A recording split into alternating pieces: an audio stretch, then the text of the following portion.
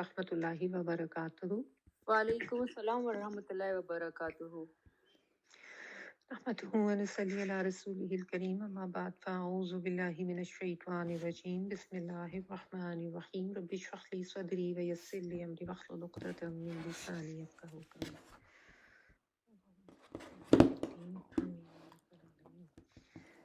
جی سورۃ المائدہ آیت نمبر 103 سے آنورڈز ہم نے سٹارٹ کرنا ہے.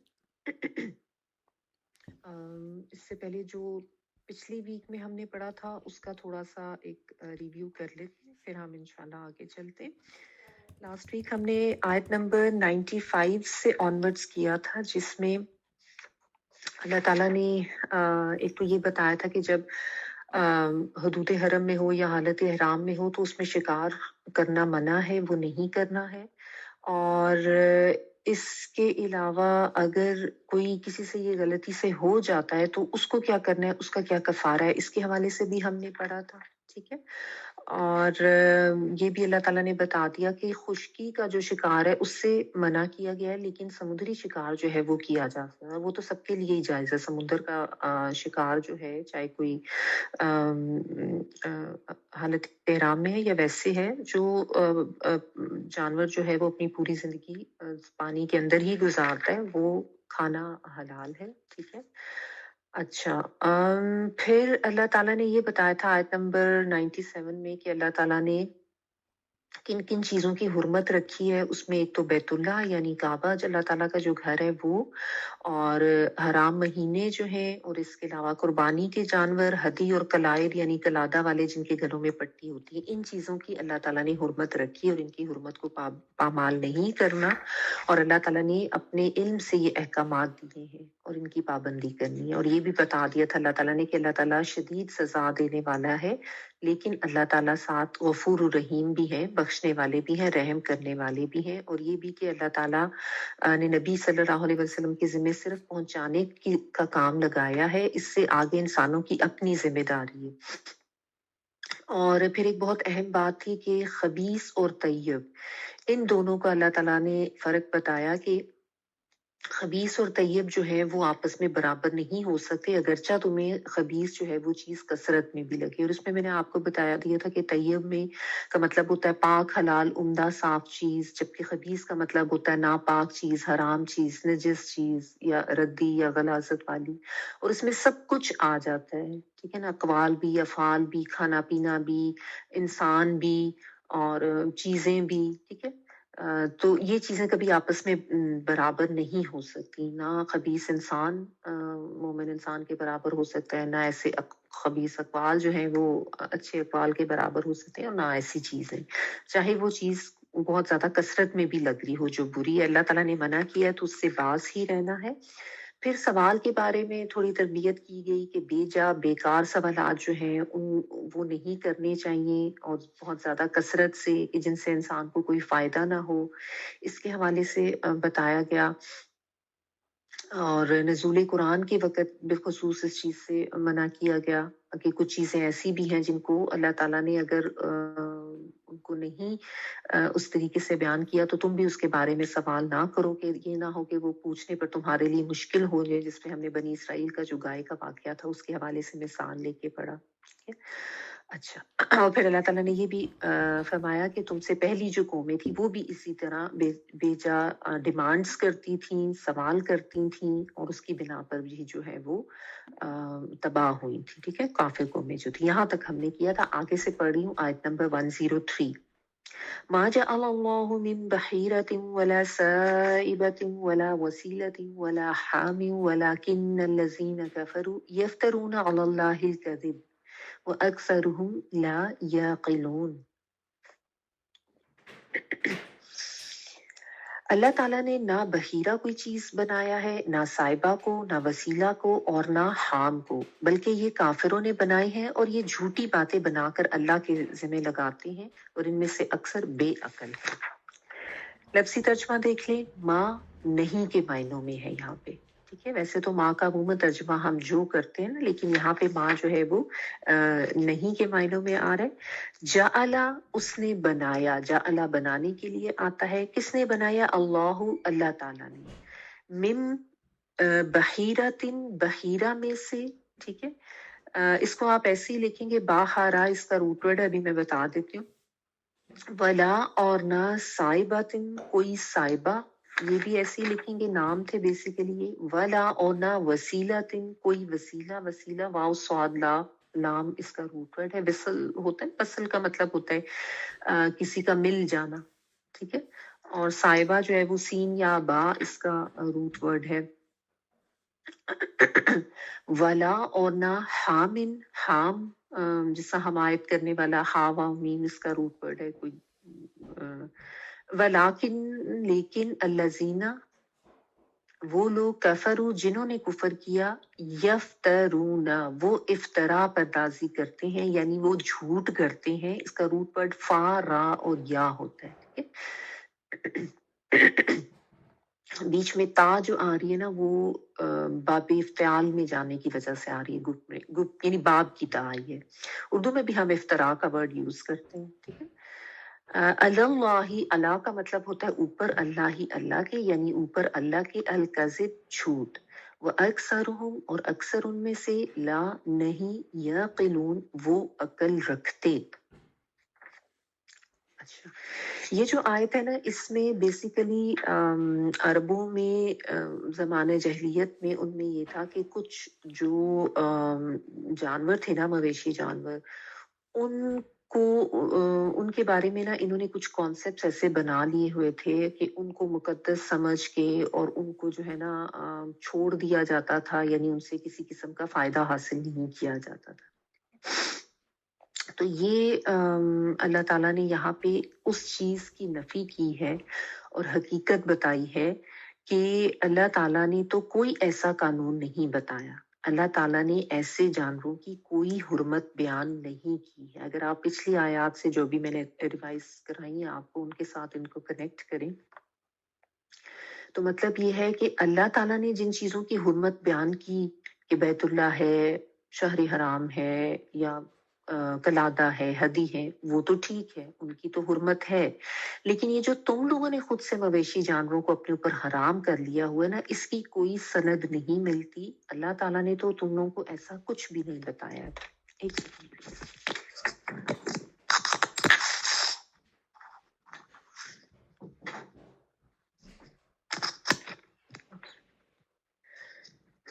जी। तो साथ अल्लाह ताला ने ये कह दिया कि ये जो इस तरह की बातें करते हैं और इस तरह के इन्होंने अकायद बनाए हुए हैं, ये तो अल्लाह ताला के ऊपर झूठ बांधने वाली बात है, क्योंकि ये तो खुद साख्ता इनके अकायद है। बहीरा जो है ये असल में जैसा बहर होता है ना, इसके बारे में, ये जो जानवरों के नाम है ना, इनके बारे में आपको मुख्तलिफ किस्म के अकवाल मिलते हैं, यानी जो मुफस्सरीन है उन्होंने अपनी अपनी तहकीक से इसके बारे में जो भी फाइंड आउट किया कि क्या कॉन्सेप्ट्स उनके होते थे। तो यूजली होता है कि आप एक तफसीर में पढ़ेंगे तो इनकी कोई और डेफिनेशन लिखी होगी, किसी और में पढ़ेंगे तो कुछ डिफरेंट होगी। जिस तरह अमूमन बहीरा के बारे में ये लिखा होता है कि इसका मतलब होता है ऐसा जानवर जिसका कान चिरा हुआ हो, यानी इसके कान पे कट लगा हो, निशान लगा हो, और उसको जो है ये बेसिकली कान का चीरा जाना जो है ना, ये एक सिंबल होता था अलामत के तौर पर, ठीक है ना। और होता अलामत ये होती थी कि इस जानवर को बुतों के नाम पर वक्फ कर दिया गया या मखसूस कर दिया गया, तो इससे इसको जो है बस अब छोड़ दिया गया बुतों के नाम पे। बाज ने ये कहा कि इससे मुराद जानवर होते थे जिनको इस तरीके से वक्फ करते थे कि उनका दूध जो है वो इस्तेमाल नहीं किया जाता था, ठीक है। तो वो बस उनको ऐसे छोड़ देते थे, और कोई उनके जो थन वगैरह होते थे उनको टच भी नहीं करता था, हाथ भी नहीं लगाता था कि ये तो बड़े सेक्रेट हो गए, ठीक है। और साइबा जो है, साबा से, साबा का मतलब होता है आजाद छोड़ा हुआ जानवर, सीन या बा के जमीन पर किसी चीज का रवां होना, ये इसके लिए आता है, ठीक है। तो इसके बारे में भी यही है कि ये ऐसे जानवर थे जिनको बिकॉज ऑफ सम रीजन छोड़ दिया जाता था बुतों के नाम पर, कि ना उनको खुद इस्तेमाल करते थे, कि उनको आजाद छोड़ा हुआ है तो उनके ऊपर कोई सवारी भी नहीं करनी, कोई उनसे मेहनत भी नहीं लेनी, बारबरदारी भी नहीं करनी, बस वो जो है बुतों के नाम पे आजाद कर दिए गए हैं, तो वो अब इसी तरह चरते फिरते रहे, इनको कुछ नहीं कहना, ठीक है। اور اس سے بھی جو ہے نا یعنی ایک تو یہ کہ انسان اپنے لیے نقصان کر رہے کہ اللہ تعالیٰ نے تو یہ جو مویشی جانور بنائے ہیں یہ انسان کے فائدے کے لیے بنائے ہیں کہ انسان جو ہے ان سے اپنے لیے کھانے پینے کے بھی فائدے اٹھائے، دودھ بھی ان کا استعمال کرے، گوشت بھی ان کا کھائے پیے، اور اس کے علاوہ ان کے اوپر سواری بھی کی جا سکتی ہے، ان کو بار برداری کے لیے بھی استعمال کیا جا سکتا ہے۔ اور اس زمانے میں تو لائک اگر آپ امیجن کریں تو کوئی اس طرح کے مینز آف ٹرانسپورٹ تو نہیں ہوتے تھے، ایک جگہ سے دوسری جگہ جانا، اور نہ اس طریقے کی فیسلٹیز ہوتی تھی، تو یہی جانور ہوتے تھے جن کی اوپر سواریاں بھی کی جاتی تھیں، جن کے اوپر سامان بھی لادا جاتا، جیسا اونٹ وغیرہ ہوتے تھے یا گائے بکری بھیڑ، انہی کا کھانا پینا، ان سے گوشت بھی لیا جاتا تھا، ان کا کھال بھی استعمال ہوتی تھی، دودھ بھی پیا جاتا تھا۔ تو یہ تو ان کی ایک بہت یعنی آپ کہہ لیں کہ بڑا ایسٹ ہوتے تھے، بڑی خاص پراپرٹی ہوتے تھے، تو اس کو اس طریقے سے وقف کر دینا، ایک تو اپنے اوپر بھی ظلم کرتے تھے، اور دیکھیں جانور کے لیے بھی یہ ظلم ہی ہوتا ہے کہ اگر جیسا جانور جو دودھ دینے والی ہیں، جو فیمیل جو ہوتی ہیں ان کی مویشیوں کی، اگر ان کا دودھ نہ نکالا جائے تو اس سے ان کو تکلیف ہوتی ہے اور بیماریاں بھی ہو سکتی ہیں، یہ مطلب ان کے لیے بھی ہیلدی نہیں ہوتا تھا۔ لیکن یہ کانسیپٹس ان میں چونکہ نسل در نسل چلے آ رہے تھے، ان کے آباء و اجداد کے یہ کانسیپٹ تھے، تو یہ سمجھتے تھے کہ یہ کرنا جو ہے یہ عبادت ہے، یعنی اور یہ سمجھتے تھے کہ یہ اتنی مقدس سیکرڈ ہو جاتی ہیں یہ جو مویشی ہیں کہ اگر ہم نے ان کو ہاتھ لگایا تو شاید ہمارے اوپر کوئی مصیبت آ جائے گی، اس طرح کے ان کے کانسیپٹ تھے، ٹھیک ہے۔ وسیلہ جو ہے اس کا بھی آپ کو بتا دیتی ہوں، وسیلہ کا مطلب ہوتا ہے جیسے جوڑا ہونا، ٹھیک ہے۔ تو بعض نے یہ کہا کہ اس سے مراد وہ اونٹنی ہوتی تھی جس سے پہلی دفعہ بھی کوئی فیمیل جو ہے اونٹنی ہوتی تھی پیدا، اور سیکنڈ ٹائم بھی اونٹنی سے جو پیدا ہونے والا بچہ ہوتا تھا وہ فیمیل ہی ہوتی تھی، یعنی اونٹنی ہی ہوتی، تو یعنی دونوں کے درمیان کوئی نر نہیں آتا تھا، کوئی میل بچہ نہیں ہوتا تھا، تو ایک مادہ جو ہے وہ دوسرے سے مل گئی، میں نے آپ کو بتایا نا وصل کا مطلب ہوتا ہے ملنا، تو اس کو بھی وہ چھوڑ دیتے تھے بتوں کے نام پہ۔ اور بعض نے اپنی تفسیر میں یہ لکھا ہوا ہے کہ اس سے مراد وہ بکری ہوتی تھی جو جوڑے پیدا کرتی تھی، یعنی پہلی دفعہ بھی ایک نر اور ایک مادہ، اور دوسری دفعہ بھی ایک نر اور ایک مادہ بچہ پیدا ہوتے، تو اس کو بھی یہ سمہاؤ کوئی مقدس سمجھ کے یا سیکرٹ سمجھ کے اس کو بھی چھوڑ دیتے تھے کہ یہ جو ہے بس بتوں کے نام پہ آزاد کرتی ہے۔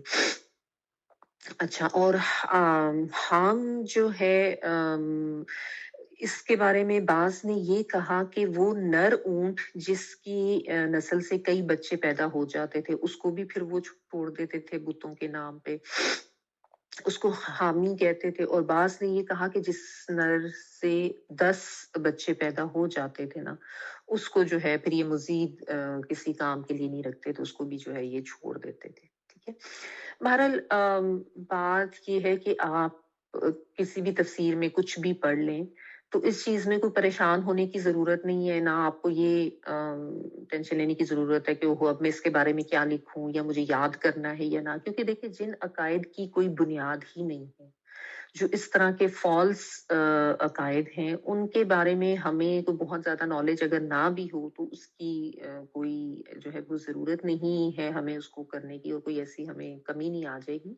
جو اس آیت میں سمجھنے کی بات ہے نا، بس وہ پوائنٹ سمجھ لینا ہمارے لیے ضروری ہے، کیونکہ اس پوائنٹ کا تعلق جو ہے وہ انسان کے عمل سے ہے، اور وہ یہی ہے کہ اللہ تعالیٰ نے حرام اور حلال کا اختیار اپنے پاس رکھا ہوا ہے۔ اگر انسانوں میں سے کوئی بھی اپنی طرف سے ایسا کوئی کانسیپٹ جو ہے وہ بناتا ہے، یا وہ کسی چیز کو اپنے لیے یا دوسروں کے لیے اپنی مرضی سے حرام حلال کر دیتا ہے، تو یہ نہ صرف یہ کہ ناجائز ہے، گناہ کا کام ہے، بلکہ اس کو اللہ کے اوپر جھوٹ گھڑنا کہا گیا ہے۔ یہاں پہ اگر آپ اس آیت میں دیکھیں نا کہ اللہ پر جھوٹ باندھتے ہیں، اللہ پر جھوٹ گڑتے ہیں، یعنی اگر آپ اس کو دیکھیں تو فیکچولی تو ایسے ہی ہے نا کہ کسی کے اوپر جھوٹ گھڑنا کیا ہوتا ہے کہ آپ کسی انسان کے بارے میں وہ بات کہہ دیں جو بات اس انسان نے نہ کہی ہو۔ فرض کریں آپ کے بارے میں یا میرے بارے میں کوئی اگر کہتا ہے تو یہ ایک طرح کی الزام تراشی ہو جاتی ہے نا، بہتان باندھنے والی بھی بات ہو جاتی ہے، اور انسانوں کو بھی یہ چیز کتنی بری لگے کہ میں نے تو ایسی کوئی بات نہیں کی، ٹھیک ہے۔ اور یہاں پہ تو معاملہ اللہ تعالیٰ کی ذات کا ہے، ٹھیک ہے، اور یہ جو معاملہ ہے یہ تو بہت زیادہ سنگین ہو جاتا ہے، بہت ہی سینسٹیو ہو جاتا ہے، کیونکہ اس کا تعلق جو ہے وہ انسان کے دینی عقائد و نظریات سے ہے۔ تو اسی لیے جیسا میں نے آپ کو پہلے بھی ایک دو دفعہ یہ کہا ہے کہ اس معاملے میں بہت زیادہ محتاط ہو کے بات کیا کریں. عموماً یہ ہوتا ہے نا کہ جب ہم دین پڑھنا شروع کرتے ہیں نا تو لوگ بھی آپ سے سوالات کرتے ہیں یا آپ کی طرف آتے ہیں یا آپ سے پوچھتے ہیں یا آپ سے ڈسکشن کرتے ہیں. تو بی ویری ویری کیئرفل. اگر آپ کو کسی چیز کے بارے میں بہت کلیئرلی پتہ ہے تو ضرور کہہ دیں کہ ہاں یہ ہمارے دین میں حرام ہے. اگر آپ کو ذرا سی بھی اس کے بارے میں کوئی کنفیوژن ہے یا نہیں پتا تو کبھی بھی جو ہے یہ حرام حرام کے فتوے جو ہے یہ نہ دیں، کیونکہ یہ بہت زیادہ لوگوں کی عادت بن چکی ہوئی ہے. فلاں چیز بھی حرام ہے، فلاں چیز بھی حرام ہے ہمارے دین میں، جبکہ اس کے بارے میں صحیح علم نہیں ہوتا. تو یہ یاد رکھیں کہ ہمارے پاس ایسا کوئی استحقاق ہے ہی نہیں کہ ہم اس طرح کی قوانین بناتے پھریں. یہ تو اللہ تعالیٰ نے انبیاء کو بھی نہیں دیا تھا. انبیاء کو بھی صرف بتایا جاتا تھا کہ یہ آگے بتا دو کہ یہ کرنا جائز ہے اور یہ ناجائز ہے. یہ احکامات تو اللہ تعالیٰ ہی کی ہیں، اسی لیے پہلے اللہ تعالیٰ نے بتا دیا کہ تمہارے لیے یہ چیزیں جائز ہیں. جس طرح سمندر کا شکار کر لو اگر حالت احرام میں ہو بھی یا نہیں بھی، اور اگر حالت احرام میں ہو تو خشکی کا شکار تم نہیں کر سکتے. اس کے علاوہ تم نے بیت اللہ کی حرمت جو ہے اس کو پامال نہیں کرنا، وہ تمہارے لیے ایک سیکرڈ چیز ہے. یا مہینے ہیں 4 جو بتائے گئے ہیں کہ وہ تمہارے لیے سیکرڈ ہیں، یا وہ قلادہ اور ہدی وغیرہ جو ہے. ان کے علاوہ تم نے خود سے جو جانور اپنے لیے حرام کر لیے اور ان کی حرمت قائم کر لی ہے، یہ غلط ہے. یہ تو اللہ تعالیٰ کے اوپر جھوٹ باندھنے والی بات ہے، کیونکہ اللہ تعالیٰ نے تو کوئی ایسا حکم دیا نہیں. تو اگر آپ سوچیں کہ کتنا بڑا گناہ ہے کہ اللہ تعالیٰ کے بارے میں کوئی ایسی بات کر دینا اور کہنا کہ ہاں یہ تو اللہ تعالیٰ نے کہا ہے، یہ تو دین کا حکم ہے، اور پھر وہ چیز ایک نسل سے آگے دوسرے سے آگے کہ ہمارے تو آباء و اجداد یہ کرتے تھے، یہ بھی تو ہوتا ہے نا کہ ان کو فالو کیا جا رہا تھا. تو اس چیز سے یہاں سے بہت سختی سے منع کیا جا رہا ہے. اور اس میں پھر علماء جو ہیں وہ ایک بتاتے ہیں کہ ایک شخص تھا. ایکچولی یہ ایک حدیث میں آتا ہے، نبی صلی اللہ علیہ وآلہ وسلم کی حدیث ہے کہ ایک شخص تھا عمر بن عامر خزاعہ اس کا نام آتا ہے. ایک دوسری روایت میں اس کا نام جو ہے عمر بن لخعی آتا ہے. تو اس کے بارے میں آتا ہے کہ نبی صلی اللہ علیہ وآلہ وسلم نے یہ فرمایا کہ میں نے جب معراج پہ گیا تو اس شخص کو میں نے جہنم میں انتڑیاں کھینچتے ہوئے دیکھا تھا.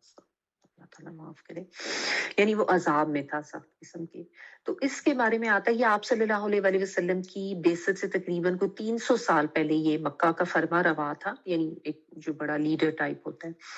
تو اس نے یہ کام کیے تھے کہ جو دین ابراہیمی چل رہا تھا اس میں بہت سی خرافات اس نے شامل کی تھی، بہت سی جو حلال چیزیں تھیں ان کو حرام، اور بہت سی حرام چیزوں کو خود ہی سے حلال کر دیا تھا. اور مکہ میں جو بت پرستی ہے نا اس کو بھی اسی نے رواج دیا تھا. ٹھیک ہے. اور ہوتا یہی ہے کہ آپ دیکھیں کہ جو یہ بڑے لوگ ہوتے ہیں نا، عمراء ہوتے ہیں یا جو حاکم ہوتے ہیں یا جو فرما روا ہوتے ہیں، یہ جب کوئی غلط قسم کی رسمیں ایجاد کرتے ہیں نا تو ان کے انڈر جو لوگ ہوتے ہیں، یعنی جو عوام الناس جو ہوتی ہے وہ بھی پھر انہی رسموں کو فالو کرتے ہیں اور ان کو فالو کرنا ٹھیک سمجھتے ہیں. ٹھیک ہے. اور اس کو قبول کر لیتے ہیں. اور پھر یہی ہوتا ہے کہ وہ جو رسوم و رواج ہوتے ہیں نا آہستہ آہستہ وہ دین کا حصہ سمجھنے لگ جاتے ہیں لوگ اس کو کہ ایسے ہی ہے. اب کوئی ایسا کانسیپٹ دیکھ لیں کہ جب کوئی بڑا کسی قوم کا کوئی کام کرتا ہے تو لا محالہ قوم جو ہے وہ اپنے بڑے کو فالو کرتی کہ ہاں ہاں بس یہ تو ٹھیک ہے، تو ہمارا حاکم ہے یہ ایسے کر رہا ہے تو یہ کام یقیناً ٹھیک ہوگا. تو ان کے ساتھ بھی یہی معاملہ تھا کہ اس شخص نے یہ شروع کیا، اسی لیے اس کے اوپر جو عذاب تھا اس کا ذکر ملتا ہے احادیث میں. ابو الاسنام بھی اس کو کہا جاتا ہے، اسنام صنم کی جمع ہے نا، یعنی بت وغیرہ. تو اس نے یہ چیز جو ہے چونکہ سٹارٹ کی تھی تو اس کے بارے میں آتا ہے کہ اس کو عذاب ہے اللہ تعالیٰ کی طرف سے. تو یہ چیز سمجھنے کی بہت ضروری ہے کہ اس طریقے سے پھر معاشرے میں وہ پوری غلط رسم جو ہے وہ پھیلتی ہے اور دین کا حصہ بن جاتی ہے جب کوئی بڑے لوگ اس کو اس طریقے سے رواج دیتے ہیں یا کرتے ہیں، اور پھر وہ چیز ہوتے ہوتے somehow اللہ سے منسوب ہو جاتی ہے کہ یہ تو اللہ تعالیٰ نے بتایا، یہ تو دین کا حصہ. بدعات اسی طرح رواج پاتی ہیں نا معاشرے میں. بدعات کیا ہوتی ہیں؟ وہ دین کے طریقے جن کو ثواب سمجھ کے اپنایا جاتا ہے اور ان کو دین کا حصہ سمجھ کے بہت زیادہ اس کو لوگ فالو کرتے ہیں، یہ سوچتے ہو کہ ہمیں تو اس سے بڑا ثواب ملے گا. حالانکہ اگر آپ اس کی حقیقت جاننے کی کوشش کریں تو بدعات وہ چیز ہوتی ہیں جن کی آپ کو قرآن اور سنت میں یا صحابہ کرام کے عمل میں کوئی مثال اس کی نہیں ملتی. ایسی بہت سی بدعات آج ہمارے معاشرے میں بھی ہیں. عید میلاد وغیرہ منانا، اس طریقے کی اس کی کوئی نہیں ملتی ہے سند، یا جس طریقے سے یہ جو میں آپ کو شعبان کے مہینے کے حوالے سے بھی بتا رہی تھی کہ اس میں جو ایک رات کو مخصوص کر کے عبادت کے لیے اس کے بارے میں یہ سمجھا جاتا ہے کہ یہ رات جو ہے بہت خاص ہے، ایسا کچھ نہیں ملتا۔ روزوں کا ذکر بالکل ملتا ہے، نبی صلی اللہ علیہ وسلم شعبان میں تواتر سے روزے رکھتے تھے، تو وہ ضرور کریں، لیکن اس قسم کے کانسیپٹس جو ہیں جو کہ خود ساختہ بنا لیے گئے ہیں ان کو اوائڈ کرنا چاہیے۔ اور اس کے لیے سب سے بہترین یہ کہ جب بھی آپ کو کہیں سے یہ بات پتہ چلے نا، تو اس شخص کو الزام دینے کے بجائے اپنی تحقیق کرنا جو ہے نا اس کو اپنے اوپر لازم کریں، اپنا یہ طریقہ اپنائیں، کیونکہ ہم عموماً اپنا دین جو ہے نا بغیر تحقیق کے لے لیتے ہیں کہ یہ تو ہمارے آبا نے بتایا، یہ تو ہمارے فیملی میں ہمیشہ سے ہوتا ہے، یہی بات ابھی آگے بھی اللہ تعالیٰ بیان کریں گے۔ حالانکہ دین کو لینے کا یہ طریقہ نہیں ہے نا، تو ہمیشہ اپنی تحقیق کریں، خود سے فائنڈ آؤٹ کریں۔ اور آج کل تو اس قسم کی بات کو فائنڈ آؤٹ کرنا کوئی اتنا مشکل بھی نہیں ہے، اتنی زیادہ ایک کلک پہ سب چیزیں ہمارے دسترس میں ہیں، تو اس کو خود فائنڈ آؤٹ کرنے کی کوشش کریں۔ کیونکہ دیکھیں نا، اتنی بڑی بات دین کے حوالے سے کر دینا جس کی کوئی بنیاد ہی نہ ہو، اور اس کو فالو کرنا، اور آپ کو دیکھ کے کوئی فالو کرے تو ظاہر ہے وہ ڈبل ڈبل گناہ۔ تو اللہ تعالیٰ پہ جھوٹ گھرنے کی مترادف ہوا، یا کوئی بھی چیز جو اللہ تعالیٰ نے تو حلال رکھی ہے اس کو خود سے حرام کر لینا، یا حرام کی گئی ہے اس کو خود سے اس کے بارے میں حلال کی دلائل ڈھونڈ ڈھونڈ کے کہنا کہ نہیں یہ تو ٹھیک ہے، ہے نا، اور بات بے بات بغیر علم کے فتوے دینا اسی میں ہی آ جاتا ہے۔ تو بہت سینسٹیو بات ہے، اس کے بارے میں جو ہے نا بہت زیادہ محتاط رویہ ہونا چاہیے۔ اسی لیے اللہ تعالیٰ نے کہا کہ ان میں سے اکثر عقل نہیں رکھتے، آیت کے اینڈ پہ اگر آپ دیکھیں نا، یعنی یہ کتنی بے عقلی کی بات ہے، اتنا بڑا گناہ کرنا اور اتنی بڑی ایک بات کہہ دینا اللہ تعالیٰ کے بارے میں جو کہ اللہ تعالیٰ نے کہی نہیں، ٹھیک ہے نا۔ تو اصل میں انسان کی ایک تو اپنی بعض چیزوں میں اپنے خواہش نفس کی پیروی ہوتی ہے کہ وہ حرام چیزوں کو حلال کر لینا اپنے لیے جائز سمجھتا ہے، اور اس کے لیے پہ مختلف قسم کے دلائل دے کے اس کو جائز کر لیتا ہے، ٹھیک ہے۔ یا پھر بالکل ہی آپ کہہ رہے ہیں کہ کتنی بے عقلی کی بات ہے کہ جو کسی کو کرتے ہوئے دیکھا اپنے خاندان میں سے، اپنے آباء و اجداد میں سے، اس کو دین سمجھ کے اس کو اپنا لیا گیا، ٹھیک ہے۔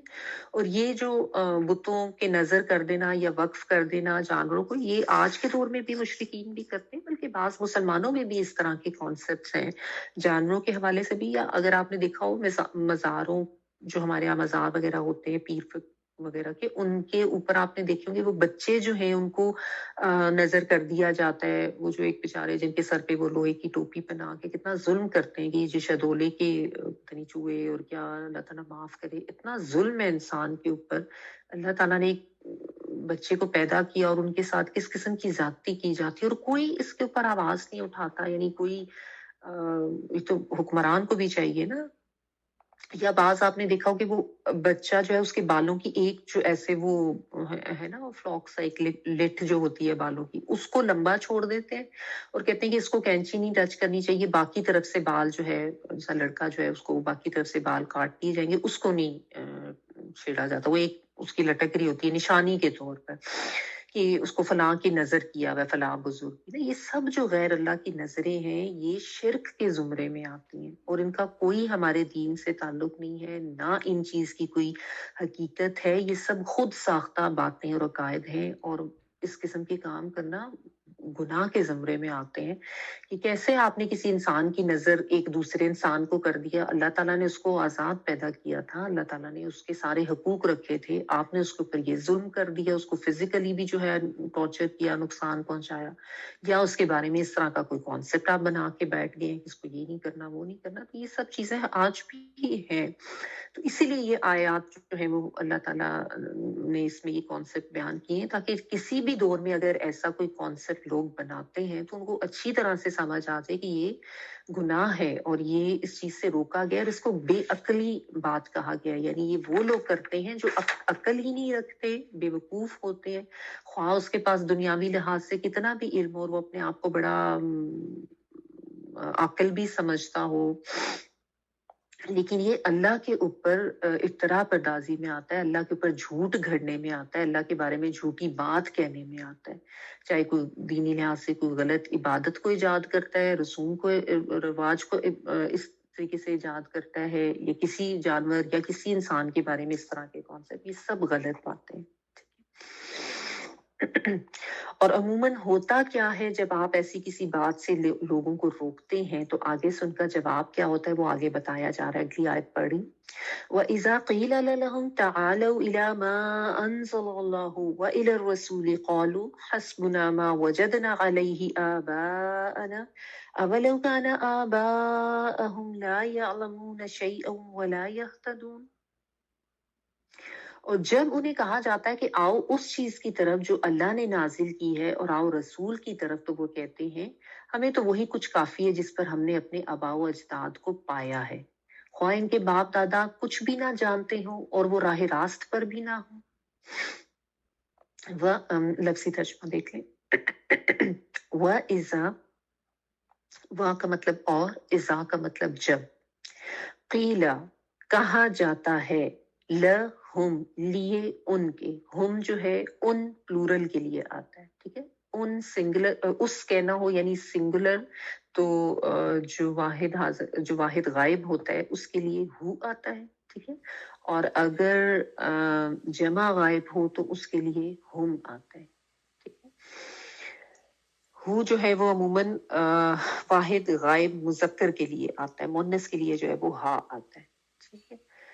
تعالو کا مطلب ہوتا ہے آؤ. یہ تو آپ نے عربیوں کو اکثر بولتے سنا ہوگا، تعالی تعالی وہ کرتے ہیں کہ ادھر آؤ، آ جاؤ. الا کا مطلب ہوتا ہے طرف.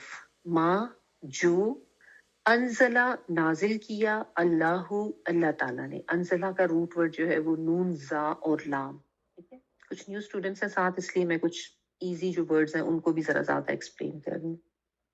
ما انزل اللہ، الا ما انزل اللہ طرف اس کے جو نازل کیا اللہ نے، و اور الا طرف الرسولی رسول کے، قالو وہ کہتے ہیں حسبنا، حسبہ حاسین با جس کا مطلب ہوتا ہے کافی ہے. یہ تو آپ حسبن اللہ و نعم الوکیل یہ سب کو ہی پتا ہوگا.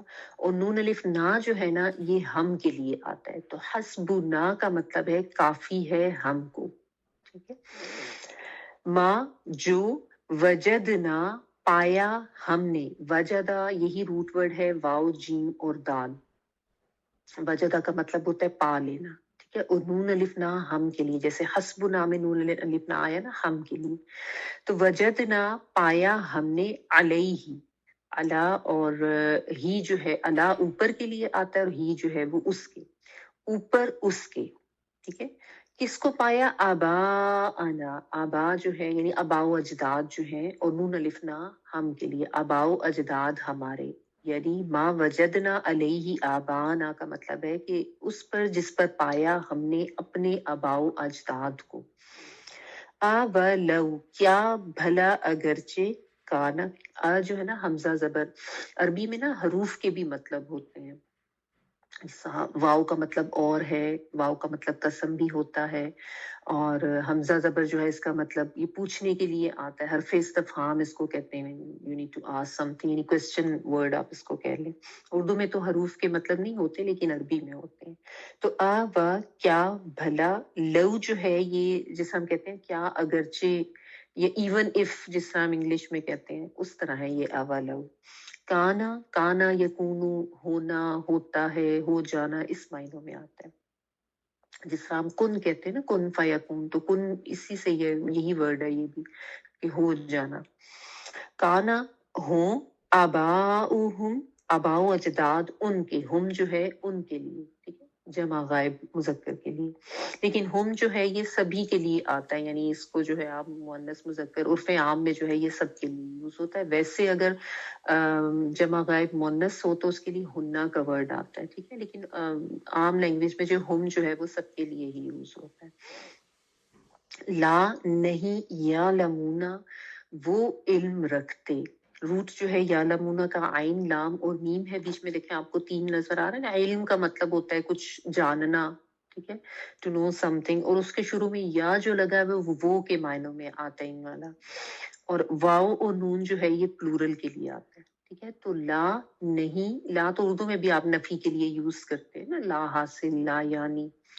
لا یعلمون نہیں وہ علم رکھتے، نہیں وہ جانتے، شیئن کوئی چیز بھی یا کچھ بھی، شیء ہم اردو میں کہتے ہیں نا کوئی شے یا کوئی چیز، اردو میں ہم شے کرتے ہیں لیکن عربی میں شیء، و اور لا نہیں، یہتدون وہ ہدایت والے ہوں یا وہ راہ راست پہ ہوں، یا جو ہے اس میں وہ کے معنوں میں، ہاں دال اور یا اس کا روٹ ورڈ ہوتا ہے ہدایت کا، بیچ میں تا جو ہے وہ باب کی آ رہی ہے، باب افتعال میں جانے سے، واو نون جو ہے وہ پلورل کے لیے آتا ہے، ٹھیک ہے، یعنی اگر وہ ہدایت پر نہ بھی ہو تو بھی۔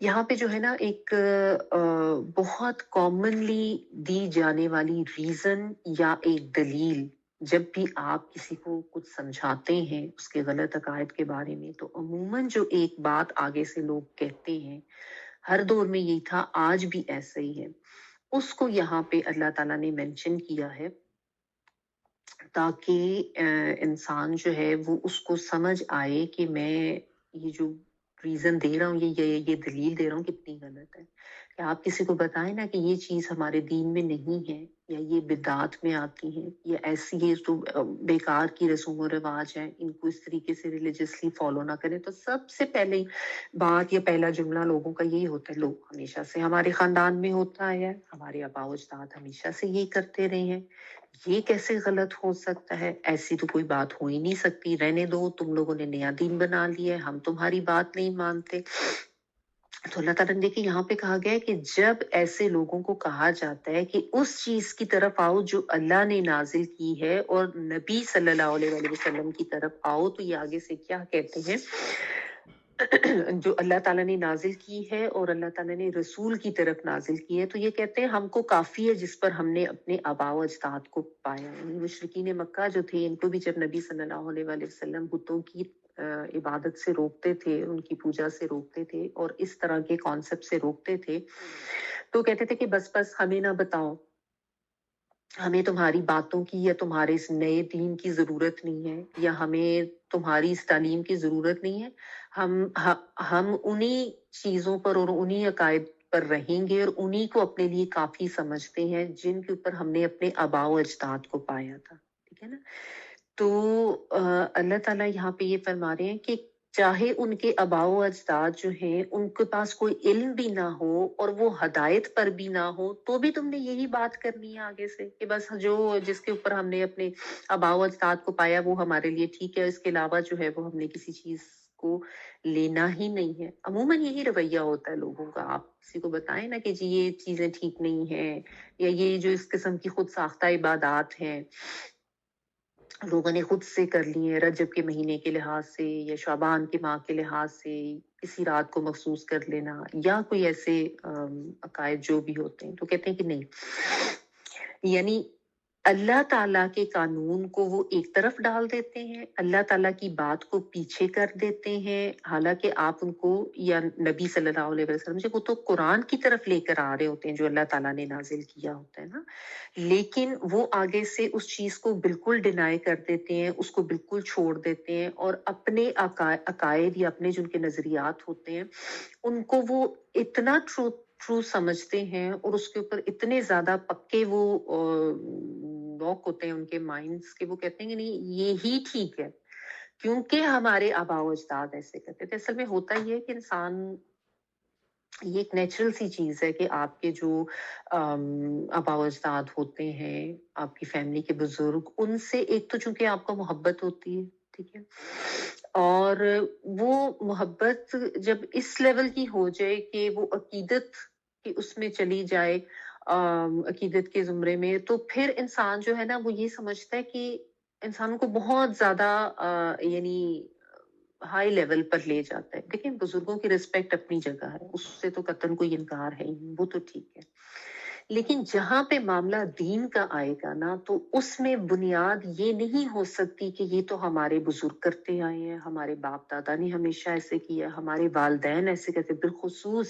چونکہ والدین انسان کے زیادہ کلوز ہوتے ہیں، ان سے آپ کو زیادہ محبت ہوتی ہے، پیار ہوتا ہے، ان کے ساتھ ایک عزت و احترام کا بھی بہت معاملہ ہوتا ہے نا، تو وہ بات بالکل ٹھیک ہے، والدین کی عزت، ان سے پیار محبت، وہ سب کچھ ٹھیک ہے، ان کی تکریم بھی، لیکن جہاں پہ بات دینی عقائد و نظریات کی ہوگی تو اس میں بنیاد آباء و اجداد کے طریقے نہیں ہو سکتے، اس میں بنیاد بنے گی اللہ اور اللہ کے رسول صلی اللہ علیہ وسلم کی بتائی ہوئی باتیں، احکامات، وہ حدود، وہ باؤنڈریز جو اللہ تعالیٰ کی طرف سے سیٹ کر دی گئی ہیں، وہ جو ہے وہی بنیاد ہے اور وہی کرائٹیریا ہے جس کو لے کے ہم دین کا حصہ کر سکتے ہیں، ٹھیک ہے۔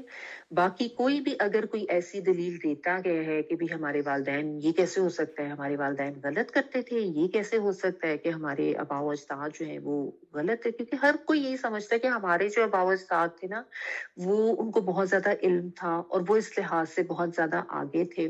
تو اللہ تعالیٰ نے صاف بات دیکھیں آگے سے یہ کہی ہے، ایک ذرا سا بھی انسان اس کے اوپر غور کرے نا، اولو کان آباؤہم لا یعلمون شیئا ولا یہتدون، کہ چاہے ان کے جو آباء و اجداد ہیں ان کو کوئی علم بھی نہ ہو، وہ ہدایت پر بھی نہ ہو، تو بھی تم نے یہی کہنا ہے کہ بس ہم نے اپنے آباء و اجداد کو ہی فالو کرنا ہے، وہ ہمارے لیے کافی ہے۔ مشرکین مکہ کا بھی یہی تھا نا، یہ ان کے لیے یہ کانسیپٹ ماننا انتہائی مشکل تھا کہ ہمیشہ سے ہم بتوں کو پوجتے آئے تھے، اور یہ جو جسامی جو جانوروں کے نام اللہ تعالیٰ نے بتائی کہ یہ کیسے ہو سکتا ہے، یہ چیزیں غلط کیسے ہو سکتی ہیں، یہ تو ہمیشہ صدیوں سے ہمارے اندر یہی رواج چلے آ رہے ہیں، تو ہم تو اسی پر ہی رہیں گے۔ یہ جو شخص آ کے ہمیں بتا رہے یہ کوئی نیا دین لے کر آ رہا ہے، نعوذ باللہ ثم نعوذ باللہ، اور اس کی باتیں جو ہیں وہ غلط ہیں، ہمارے آباء و اجداد کو غلطی پہ تھوڑی ہو سکتے ہیں۔ حالانکہ آپ دیکھیں انبیاء کرام تھے جو کہ اس لحاظ سے بالکل معصوم ہوتے تھے کہ ان سے دینی عقائد کے حوالے سے کوئی غلطیاں نہیں ہوتی تھی، کیونکہ وہ اللہ تعالیٰ کی طرف سے گائیڈڈ لوگ ہوتے تھے، دین کے احکامات کے بارے میں اللہ تعالیٰ کی طرف سے ان کے اوپر وحی آتی تھی اور ان کی طرف گائیڈنس ہوتی تھی، تو وہ جو بتاتے تھے وہ بالکل ٹھیک ہوتا تھا، ورنہ عام معاملات میں تو بعض انبیاء سے بھی ایسی خطائیں سرزد ہیں۔ لیکن کوئی عام انسان، چاہے وہ کسی کا باپ ہے، دادا ہے، والد ہے، کسی بھی رشتے میں ہے، اس کا کسی عقیدے پر ہونا یا کسی چیز کو دین کا حصہ سمجھ کے فالو کرنا، اس چیز کی بنیاد ہے ہی نہیں کہ اس کو واقعی دین کا حصہ سمجھ کے اور اس کو جو ہے وہ فالو کیا جائے، ٹھیک ہے۔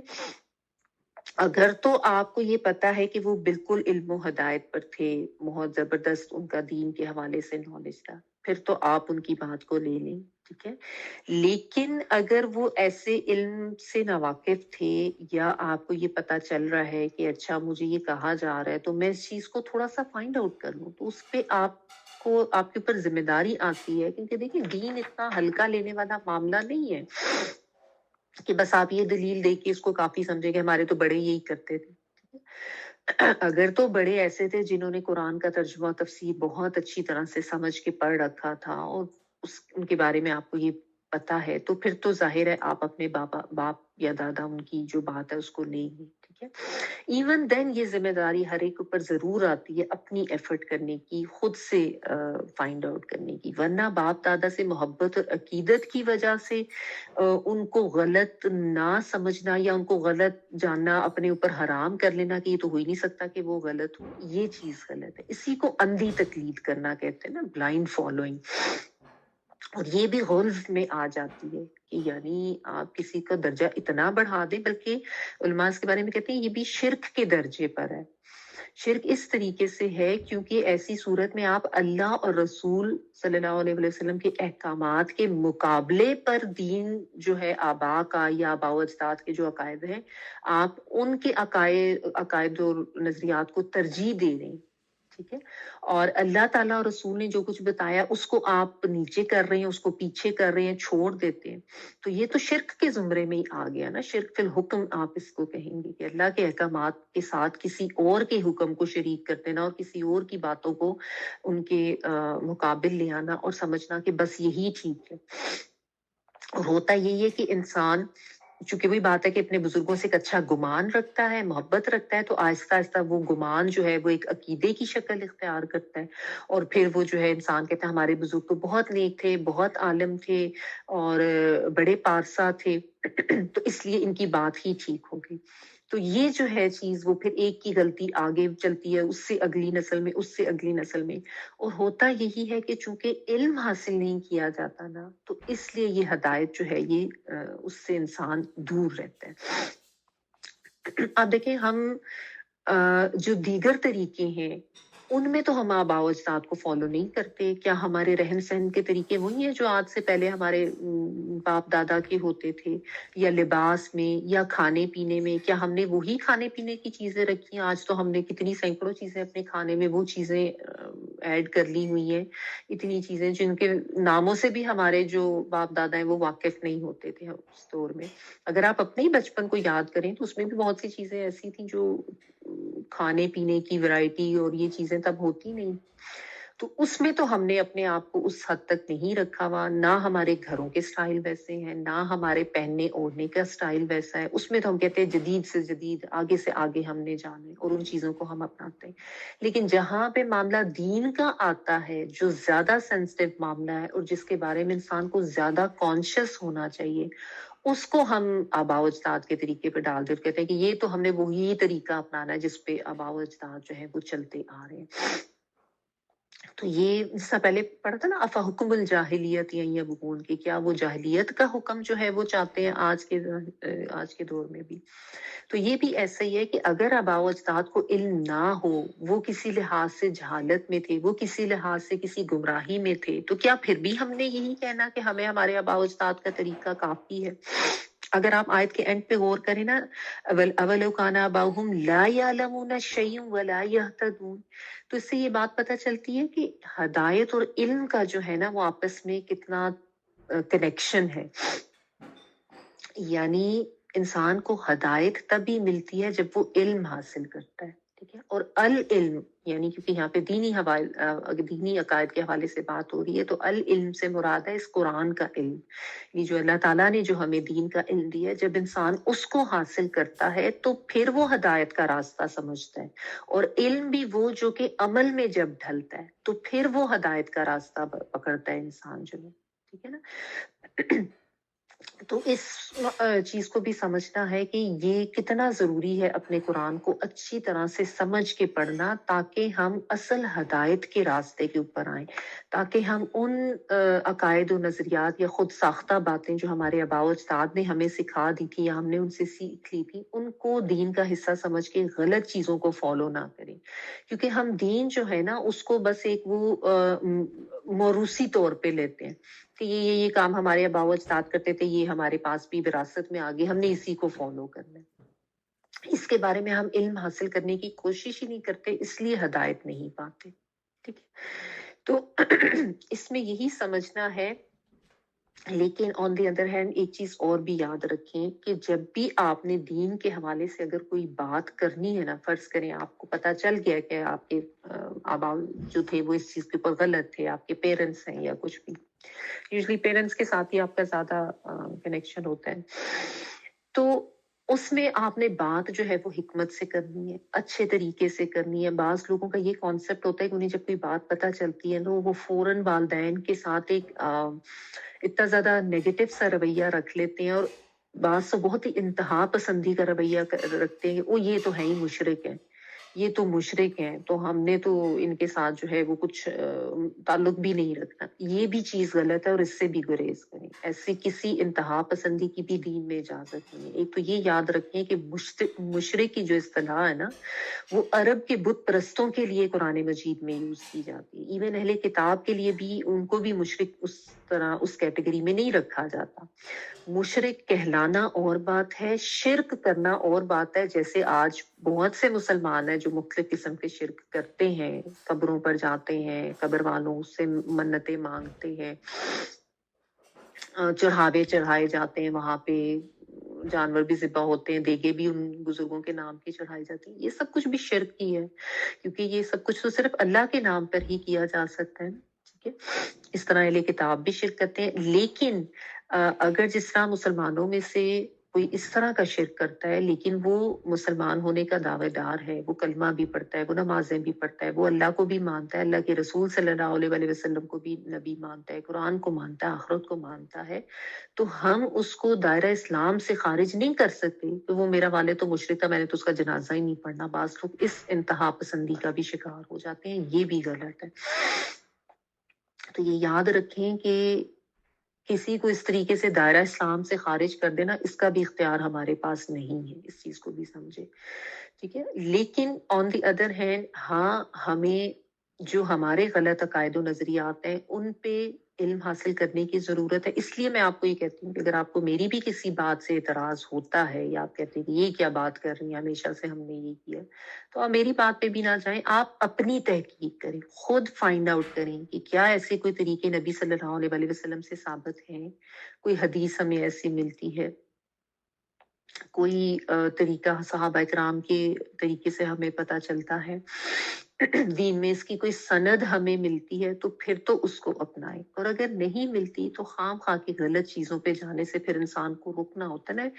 یہ چیز انڈرسٹینڈیبل ہے کہ جب اتنے سالوں سے یا زندگی کا ایک اتنا بڑا حصہ آپ نے ایک اس کانسیپٹ کے تحت گزارا ہوتا ہے نا، تو اس کو ایکسیپٹ کرنا بڑا مشکل لگ رہا ہوتا ہے. یہ میلاد کے حوالے سے جب آپ لوگوں کو بتائیں تو لوگ اس پہ اتنا غصے کا اظہار کرتے ہیں اور اتنا زیادہ فلیئر اپ ہو جاتے ہیں اور کہتے ہیں کہ مطلب کرتے وہ آؤٹ آف لو ہے نبی صلی اللہ علیہ وسلم سے. ایک محبت اور عقیدت اتنے لیول کی ہوتی ہے کہ وہ کوئی بات بھی سننا گوارا نہیں کرتے. لیکن بات وہی ہے نا بیلنس، غلب نہیں کرنا، محبت میں بھی غلب نہیں کرنا، عقیدت میں بھی غلب نہیں کرنا، حدود رکھنی ہے. نبی صلی اللہ علیہ وسلم کی سالگرہ اور ان کا اس طرح کا کوئی دن تو نبی صلی اللہ علیہ وسلم نے خود بھی کوئی مخصوص نہیں کیا، اس کے بارے میں اتنی کوئی مستند پتہ بھی نہیں چلتی ہے بات. اور کبھی صحابہ کرام سے آپ نے سنا کہ نبی صلی اللہ علیہ وسلم کا انہوں نے سالگرہ منائی ہو، کیک وغیرہ کاٹے ہو. اور آپ دیکھیں پھر وہ چیز جب ایک غلط چیز کی طرف شیطان لے کے جاتا ہے نا، اور لوگ علم بھی حاصل نہیں کرتے اور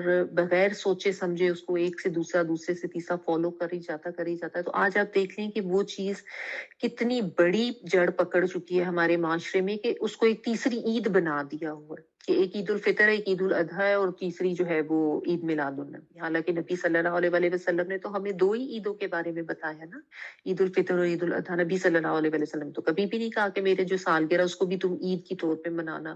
اور وہی بات کہ اللہ تعالیٰ نے دین کو مکمل کر دیا تھا نبی صلی اللہ علیہ وسلم سے. تو کیا ہم یہ سمجھیں کہ خدا نخواستہ یا نعوذ باللہ نبی صلی اللہ علیہ وسلم ہمیں کوئی بات بتانا بھول گئے تھے؟ نعوذ باللہ، اللہ تعالیٰ معاف فرمائے. ایسا تو نہیں ہم سوچ سکتے کہ آپ صلی اللہ علیہ وسلم اتنی بڑی بات ہمیں بتانا بھول گئے کہ ایک تیسری عید تھی اور وہ ہمیں بتانا بھول گئے. یہ لوگوں کے بنائے ہوئے عقائد و نظریات ہے. اور آج دیکھیں اللہ تعالیٰ معاف کرے یہ چیز اور اس کی برائی کا اگر اب آپ دیکھیں معاشرے میں کس حد تک، کس لیول تک پہنچ گئی ہوئی ہے اور اس میں کیا کیا پھر اب وہ خرافات شامل ہو گئی ہیں. وہ بڑے بڑے جلوس نکالے جا رہے ہیں اور ان کے اوپر ماڈلز بنا کے مسجد کے اور کعبہ کے، اور عجیب عجیب قسم کے کانسیپٹ، وہ گانے لگے ہوئے اور اس کے اوپر ڈانس کیا جا رہا ہے کہ جی ہم خوشی منا رہے ہیں. اور پھر بڑے بڑے کیک بنا کے کیک بنانے کے مقابلے ہو رہے ہیں اور پھر بڑے فخر سے وہ تلوار پکڑ کے ان کو کاٹا جا رہا ہوتا ہے. اور کیک بنانے والے کبھی آپ ان کے انٹرویو سنیں وہ بھی اتنے فخر سے کہہ رہے ہوتے ہیں کہ ہم تو جی بڑے باوضو ہو کے یہ کیک بنا رہے ہوتے ہیں اور ہم درود پڑھ رہے ہوتے ہیں ساتھ ساتھ. یہ تو جی بڑا نیکی کا کام ہے، یہ تو بڑا ثواب کا کام ہے. یہ کہاں سے نیکی اور ثواب کا کام ہو گیا، یا یہ کہاں سے ہم نے اس کو دین کا حصہ سمجھ لیا، جبکہ اس کی کوئی بیس ہی نہیں ہے، کوئی دلیل ہی نہیں ہے، کوئی سند ہی نہیں ہے. اور بس وہی کہ فلاں نے کہا، فلاں نے دیکھا، وہ یہ کر رہا ہے. ہمارے گھر میں ہمیشہ سے یہ ہوتا ہے. پھر اس میں محفلیں منعقد کی جا رہی ہیں اور اس پہ پتہ نہیں کیا کیا عجیب سے کانسیپٹ کے کھڑے ہو جو نبی صلی اللہ علیہ وسلم کی روح آ رہی ہے اور اس میں چیخ چیخ کر پتہ نہیں کیا کیا کچھ پڑھا جا رہا ہوتا ہے.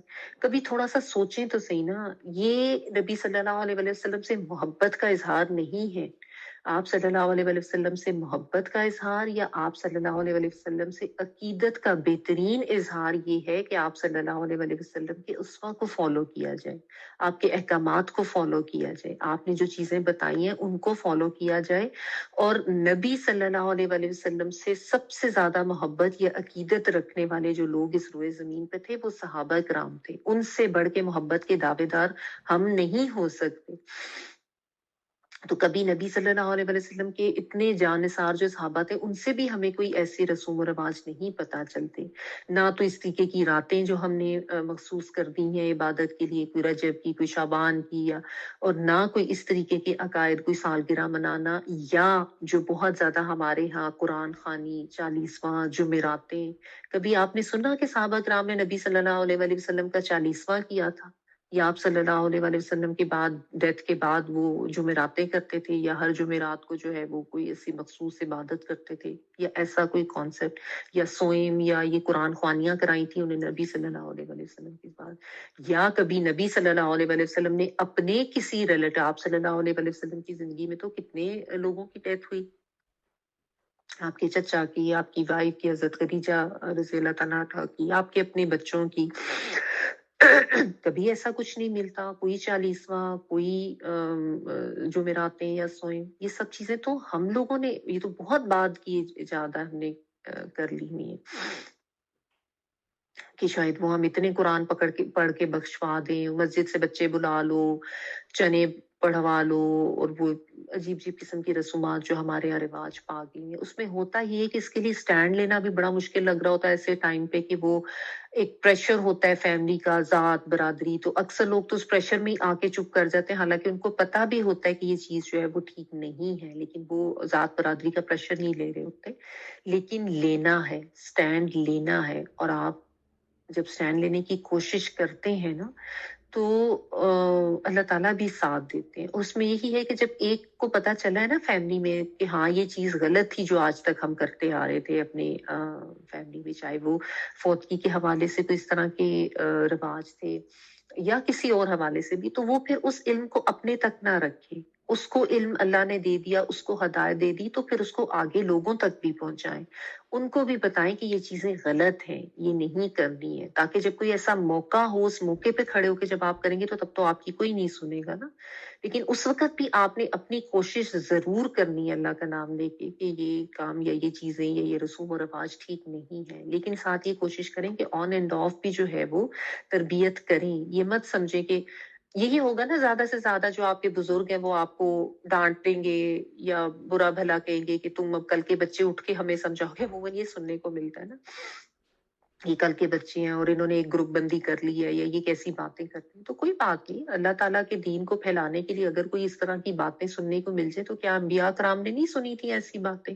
اس سے بہت بڑھ کے برا سلوک انبیاء کے ساتھ ہوا، تو یہ تو ہوتا ہے جب آپ اللہ کی راہ پہ چلتے ہیں، اللہ کے دین پہ لوگوں کو بلاتے ہیں تو لوگ آپ کی مخالفت کرتے ہیں، آپ کے اوپر باتیں بھی ہوتی ہیں، لوگ مذاق بھی اڑاتے ہیں، بڑا بڑا کچھ ہوتا ہے لوگوں کے ساتھ، لیکن یہ سوچ کے کریں کہ یہ تو اللہ کے دین کے لیے میں کر رہی ہوں نا، تو اگر یہ سیکریفائس ہم کر بھی رہے ہیں یا اس میں ہمیں کوئی تھوڑا سا لوگوں کی مخالفت بھی لینی پڑ جاتی ہے مول، تو کوئی ایسی بات نہیں، لیکن ہمیشہ یہ یاد رکھیں کہ ان کے عمل کو برا جانیں، ان کو برا نہ جانیں، اس چیز کا خیال رکھیں کہ عموماً ان لوگوں سے لوگ نفرت کرنا شروع کر دیتے ہیں یا ان کو لیٹ ڈاؤن کرنا شروع کر دیتے ہیں یا ان کو حقیر سمجھ کے اپنے سے کمتر سمجھنا شروع کر دیتے ہیں کہ ہمیشہ یہ کانسیپٹ رکھیں کہ ان کو علم نہیں ہے، ان کو اگر آپ کو علم مل گیا ہے تو آگے تک ان تک پہنچانا بھی آپ کی ذمہ داری ہے اور ان کے لیے ہدایت کی دعا کرنا بھی آپ کی ذمہ داری ہے۔ اگر آپ ان کو حقیر سمجھ کے چھوڑ دیں گے یا آپ ان کے ڈانٹنے پہ جو ہے وہ خفا ہو کے بیٹھ جائیں گے تو پھر تو معاملہ نہیں ہے نا۔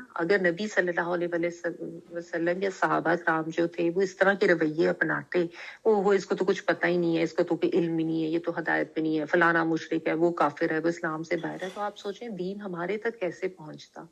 ہر ایک کے اوپر فتوے لگا دینا یا ہر ایک کو جو ہے وہ برا بھلا سمجھنا، یہ تو پھر آپ دیکھیں آپ بھی وہیں پہ رک گئے اور آپ نے دوسروں کے لیے بھی جو ایک راستہ تھا وہ روک دیا۔ اللہ تعالیٰ نے آپ کو اگر علم دیا تھا تو اسی لیے دیا تھا، یا آپ کو اس کانسیپٹ سے ہٹایا تھا اور ہدایت پہ لایا تھا تو اسی لیے دیا تھا کہ اب آپ آگے پہنچائیں اس کو، ٹھیک ہے؟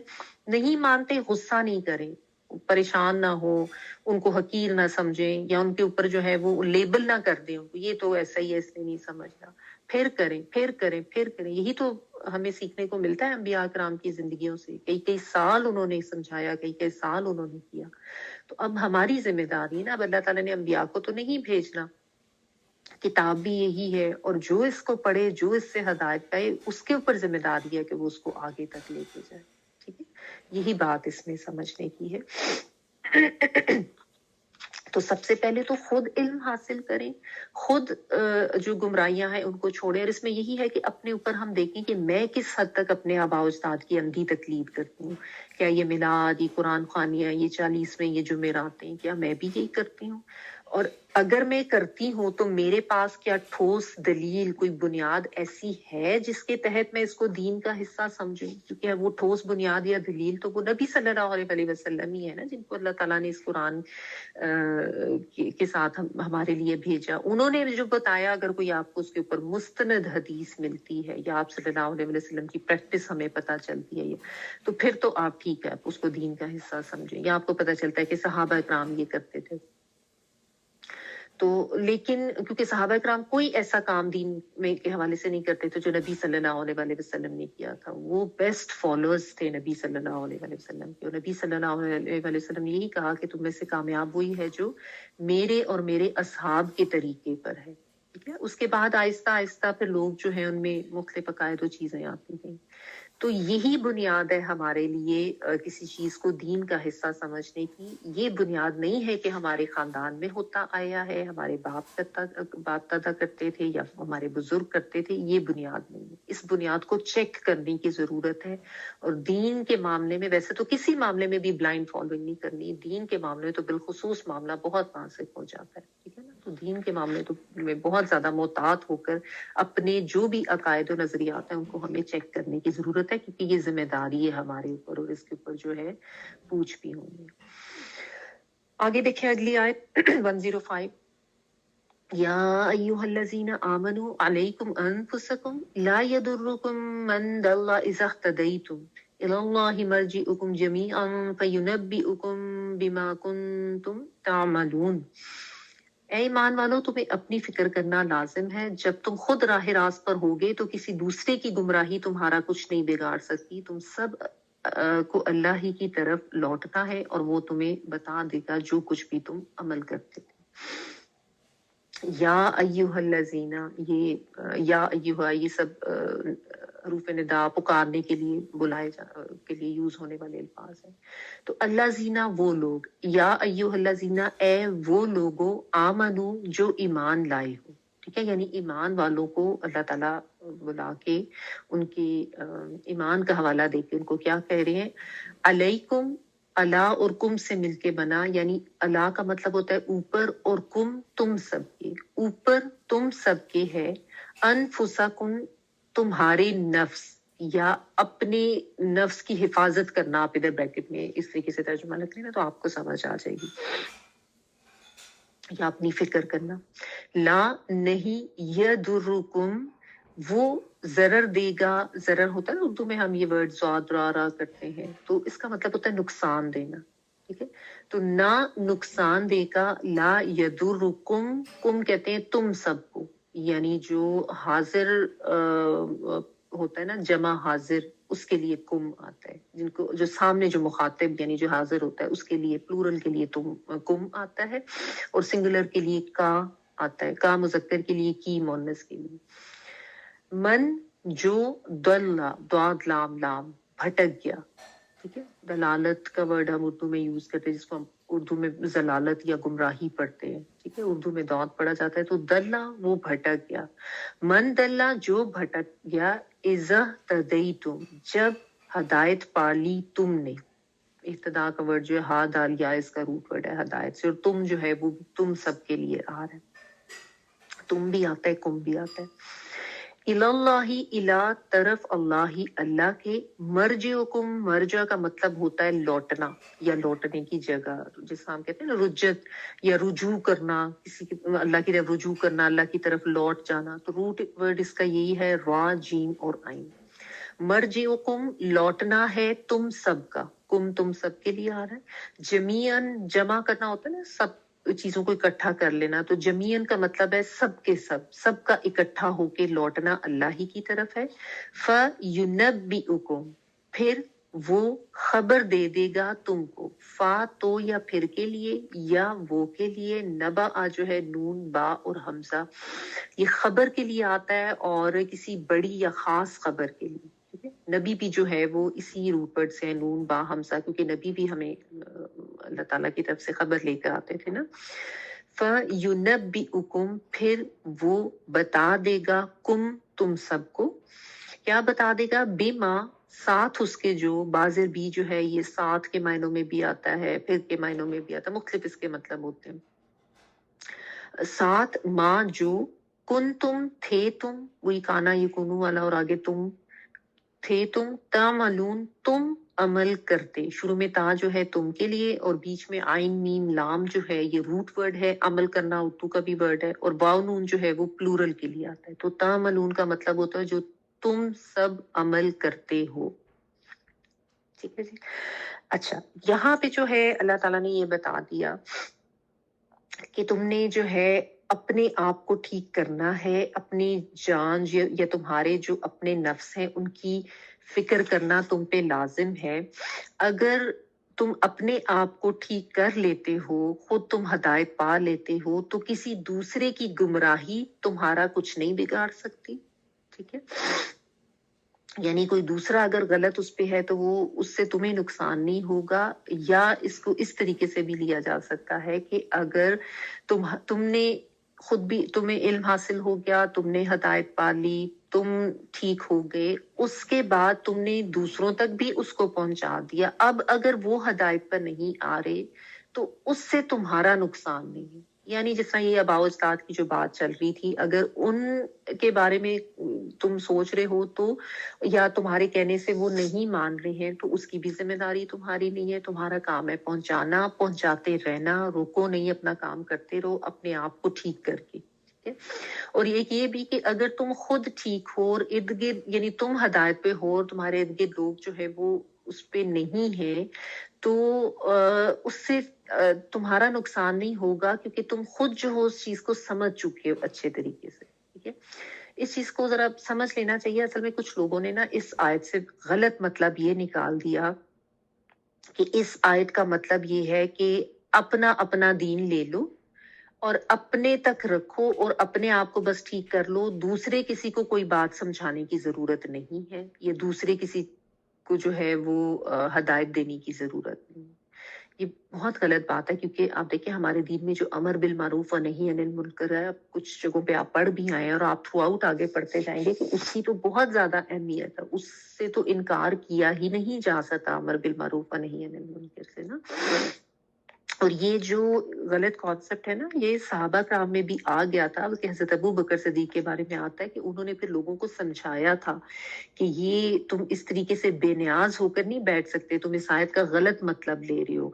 ये तो अल्लाह ताला ने भी बताया है, नबी सल्लल्लाहु अलैहि वसल्लम ने भी इसकी बहुत तलकीन की है कि दीन अपने तक नहीं रखना, आगे भी पहुंचाना है। और ये कि अगर तुम्हारे सामने कोई गलत काम कर रहा है तो उस पर तुमने चुप नहीं इख्तियार करनी, जितनी अपनी इस्तात है उसके मुताबिक तुमने जो है गलत करने वाले को रोकना जरूर है।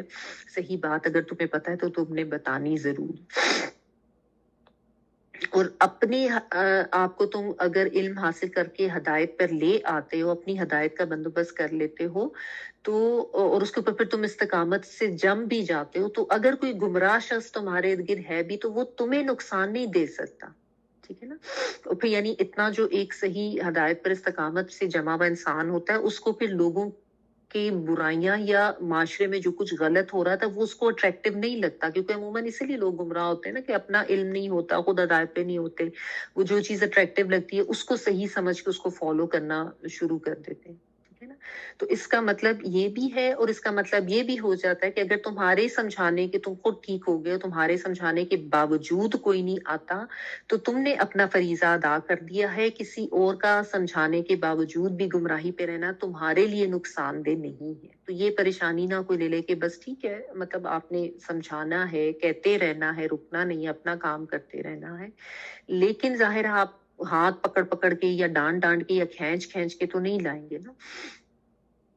तो ये याद रखिए कि ये जो इज़्ज़ह तदईतुम का वर्ड है ना, इसके मफहूम के अंदर ही ये वर्ड आ जाता है दूसरों को गलत बात से रोकना और सही बात उन तक पहुंचाना। क्योंकि हदायत जब इंसान इल्म से हासिल करता है तो उसको ये पता चल जाता है कि ये तो बहुत अहम फरीज़ा है, इसके बगैर तो रहा जा ही नहीं सकता। आप सूरत असर जो है उसका तर्जुमा देख लें कि अल्लाह ताला ने तो साफ कह दिया वो इंसान खसारे में है, लोग खसारे में हैं। इल्लल्लज़ीना आमनू व अमिलुस्सॉलिहाति व तवासौ बिल हक़्क़ि व तवासौ बिस्सब्र, यानी एक दूसरे को हक बात की तलकीन करने वाले जो हैं वो ही खसारे से बचेंगे, जो नहीं करते वो तो खसारे में है, वो तो नुकसान में है। और दीगर सूरतों में भी, अभी आप सूरत आल इमरान में भी ये टॉपिक पढ़ चुके हैं। तो अल्लाह ताला ने हर दौर में पहले अपने अंबिया भेजे, अपना कलाम और अहकामात भेजे, और उसके बाद नबी सल्लल्लाहु अलैहि वसल्लम के बाद जब ये अंबिया का सिलसिला रुक गया तो अब ये जिम्मेदारी उम्मत मुस्लिमा की है, और इस फरीजे को छोड़ा नहीं जा सकता। अपनी अपनी इस्तात के मुताबिक हर एक ने करना है, ठीक है। और अगर कोई ये फरीजा नहीं अंजाम देता अमर बिल मारूफ का, तो वो खुद भी हदायत पर नहीं है।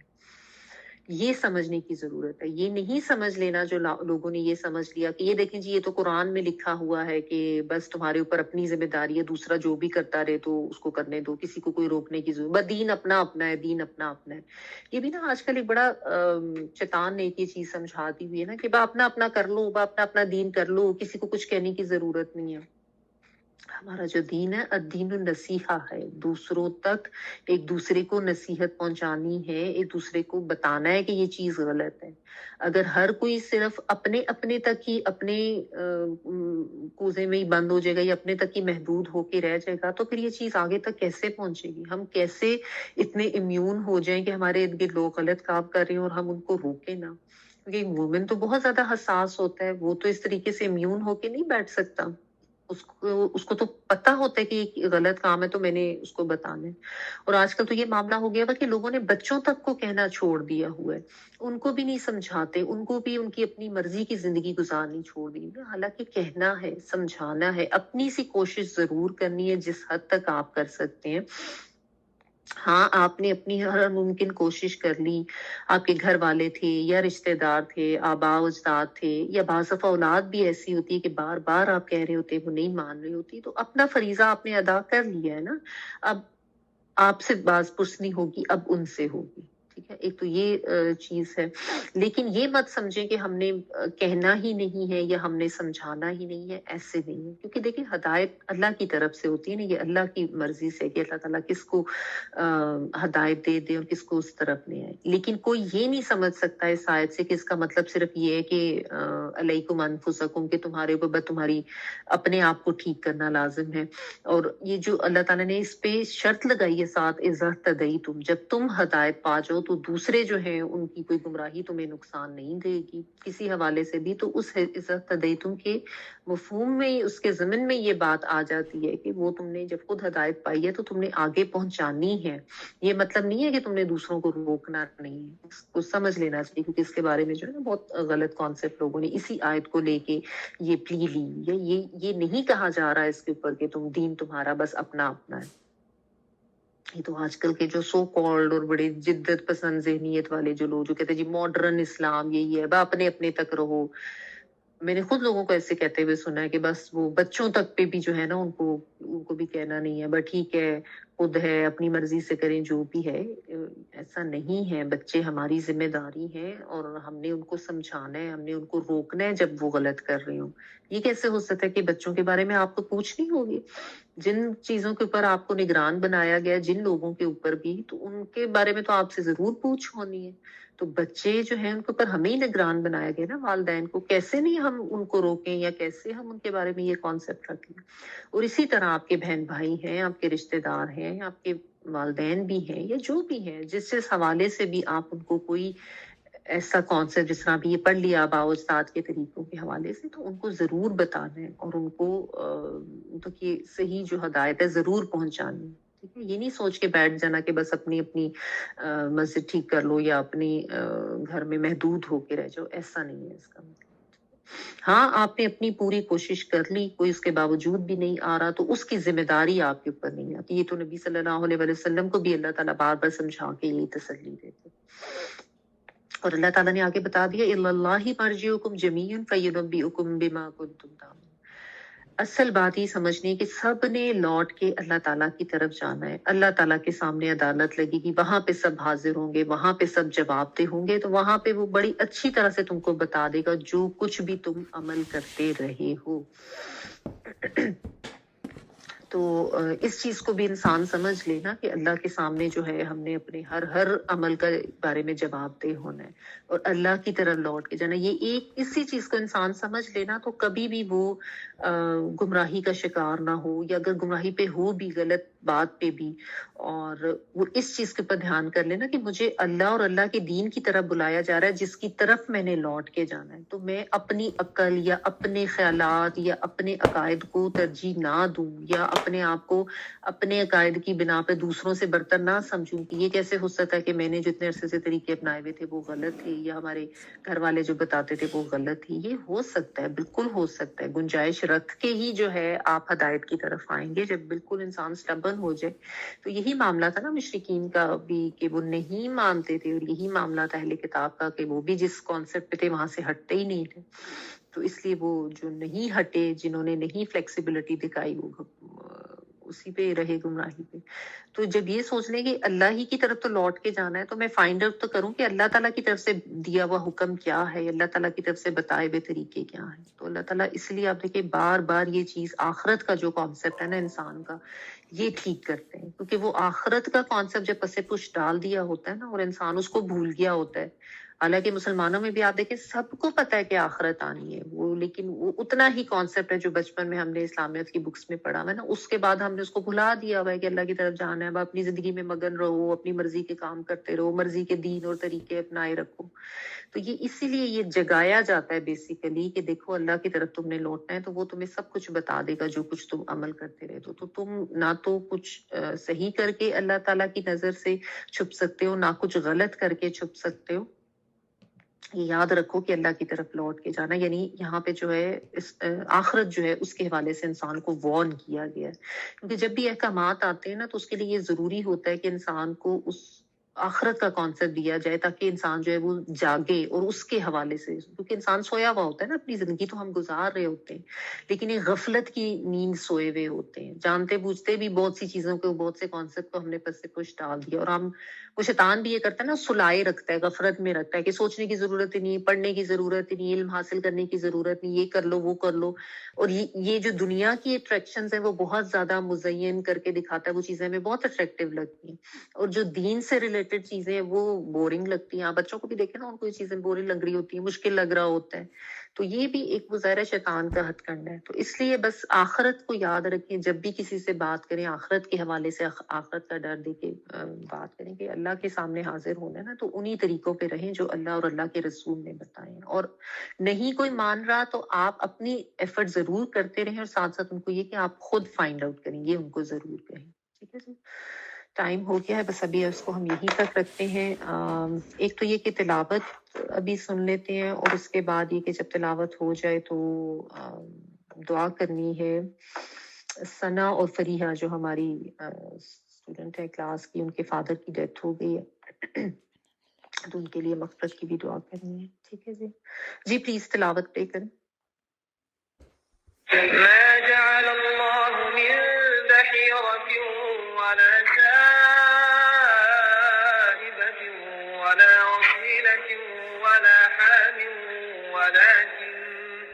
ولكن الذين كفروا يفترون على الله الكذب وأكثرهم لا يعقلون. وإذا قيل لهم تعالوا إلى ما أنزل الله وإلى الرسول قالوا حسبنا ما وجدنا عليه آباءنا أولو كان آباؤهم لا يعلمون شيئا ولا يهتدون. يا أيها الذين آمنوا عليكم أنفسكم لا يضركم من ضل إذا اهتديتم إلى الله مرجعكم جميعا فينبئكم بما كنتم تعملون. سبحانك اللهم وبحمدك نشهد ان لا اله الا انت نستغفرك ونتوب اليك. سبحان ربك رب العزة عما يصفون وسلام على المرسلين والحمد لله رب العالمين. بارك الله لي ولكم في القرآن العظيم ونفعني وإياكم بالآيات والذكر الحكيم.